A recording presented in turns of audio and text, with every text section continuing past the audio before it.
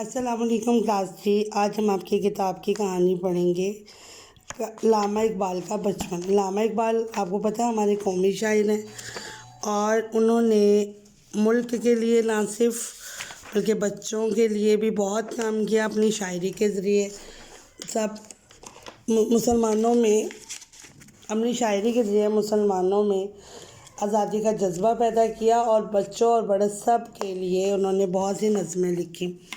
اب ہم پڑھیں گے علامہ اقبال کا بچپن، جو کہ ہماری کہانی ہے۔ علامہ اقبال ہمارے قومی شاعر ہیں۔ علامہ اقبال نے اپنی شاعری کے ذریعے ہندوستان کے مسلمانوں میں آزادی کا جذبہ پیدا کیا۔ علامہ صاحب نے اپنی شاعری کے ذریعے جتنا بڑا اور اہم کام کیا ہے، اس سے پہلے کوئی نہ کر سکا۔ علامہ اقبال 9 نومبر 1877 کو پنجاب کے مشہور شہر سیالکوٹ میں پیدا ہوئے۔ علامہ اقبال نے مولوی غلام حسین سے قرآن پاک پڑھا، پھر مولوی میر حسین سے مدرسے میں تعلیم حاصل کی۔ جب مولوی صاحب اسکاچ مشن اسکول سے وابستہ ہو گئے تو اقبال بھی اسی اسکول میں داخل کرا دیے گئے۔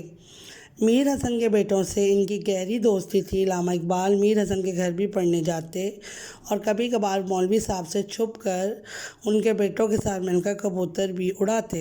علامہ اقبال کو پڑھنے کا بہت شوق تھا۔ وہ اسکول کی تعلیم میں اپنی عمر کے لڑکوں سے بہت آگے تھے۔ ان کے بڑے بھائی شیخ عطا محمد کی بیگم بتاتی ہیں کہ اسکول کے ابتدائی زمانے میں اقبال رات کو نیند میں اٹھ اٹھ کر پڑھتے تھے۔ ایک بار آدھی رات کو ان کی والدہ امام بی بی کی آنکھ اچانک کھلی تو دیکھا اقبال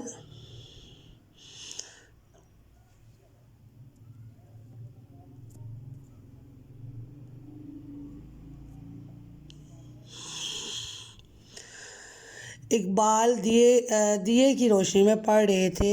دو ایک آوازیں بھی دیں مگر ٹس سے مس نہ ہوئے۔ انہوں نے شانوں سے پکڑ کر ہلایا اور کہا، اقبال اس وقت آدھی رات کو کیا پڑھ رہے ہو؟ سو جاؤ، صبح پڑھ لینا۔ اقبال نے جمائی لی اور کہا، بیبے جی سویا ہوا تو ہوں، رات کو دیر تک پڑھنے رہنے کی عادت آہستہ آہستہ والدین کی توجہ سے ختم ہو گئی۔